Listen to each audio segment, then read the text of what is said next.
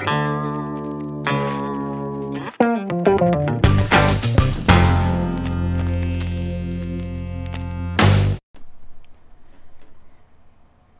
smoothing in Lightroom is a lot simpler than in Photoshop, but I would say that you don't really have as much control as in Photoshop. I would say this is one of very few limitations with Lightroom. I love working in Lightroom. Every image I take goes through Lightroom at some point.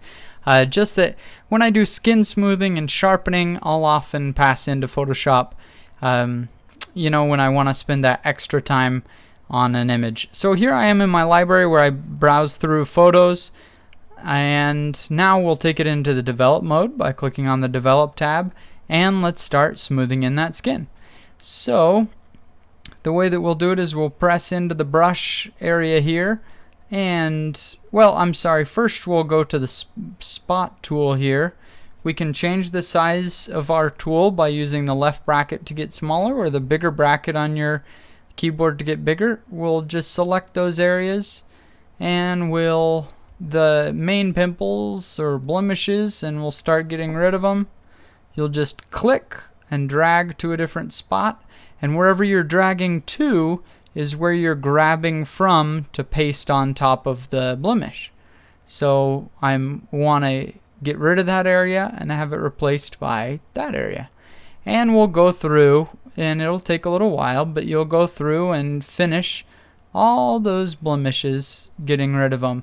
You don't have to be real exact. You can leave a couple little things, but just getting rid of the big areas is what's most important. So we'll get rid of most of the things here. Alright, once we're done with that, we'll click the done. And you'll see that our faces are just a little bit red. It was actually quite cold this day, so if we go into the saturation and the HSL here, we'll go into saturation and we'll just drop the red just a tiny bit. We want to make sure we have color in there, but we'll get rid of a little bit of red. I think that looks a little bit nicer. You can see the original and getting rid of some red. Looks much nicer. Okay, once we have done that, we'll click here to the adjustment brush. And then instead of changing the exposure, we'll click and hold, and then we'll come down here to soften skin. Now that we have this tool, we can change the size again with our left and right bracket keys, and we'll just come right in and brush that skin smoothing right on the picture. Just try to be careful not to get too many creases. You'll notice I try not to get in these areas by the nose, definitely not by the eyes. I'll skip right where the line of the chin is, get a smaller brush and kind of come underneath. Just if you brush too much on creases or anywhere where there really is detail, boy, it really starts to look quite unnatural. Looks strange when you zoom in there. So we'll just go right on in.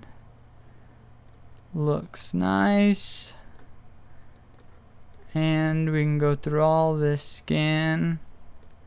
And we have our softened skin. If I zoom in here, you can see that skin is much improved. It looks really good.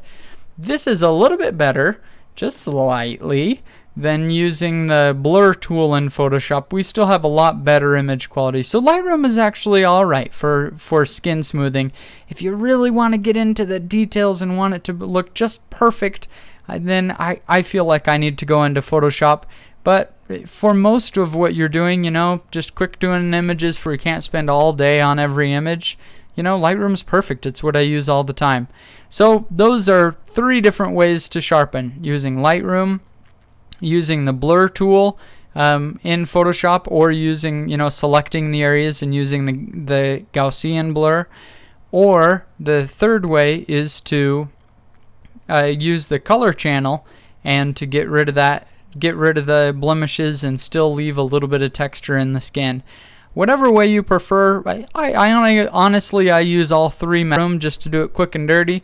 If I want to get into a little bit more detail, I'll take it into Photoshop, use that color channel, and make it just really, really nice. So those are the 3 ways to smooth skin: using Lightroom, Photoshop doing it the blur way, or Photoshop using the color channel way. All of them give great results. You decide which one is right for you.